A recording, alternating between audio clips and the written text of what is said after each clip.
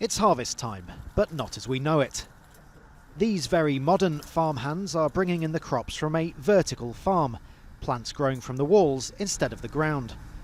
No tractors required, just a pair of scissors. And artificial intelligence. Sensors that feed information on factors like speed of growth and nutrition content into a central database. So that on this farm, the computer is in charge.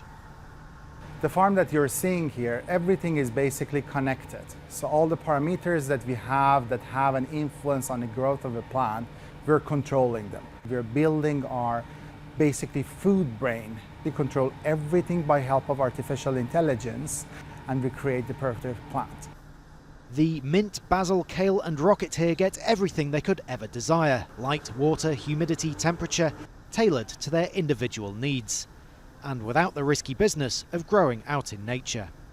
Anyone inside the farm has to wear a protective suit like this to stop bacteria coming in from outside. It also means they don't need pesticides, so you can eat the produce straight off the wall.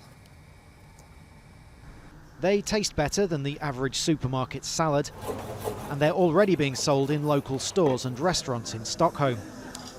And local means local. The Swegreen farm, hidden under this building in an old newspaper archive, is part of a programme called Neighbour Food. It aims to give all urban Swedes access to produce grown within yards of their door.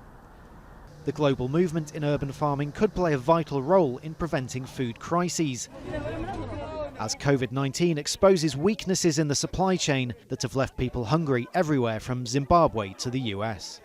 The climate crisis, the epidemic ongoing right now, has shown us how vulnerable we are in the cities. We've become very passive consumers. We want to turn that around, and where people start producing in the spaces that are otherwise empty, those spaces below our buildings can be used for food production. This farm's so-called food brain is available on subscription, so any startups can have their own environment controlled from here. It could make vertical farming a growth industry that puts more food within easy reach at a time when it's most needed.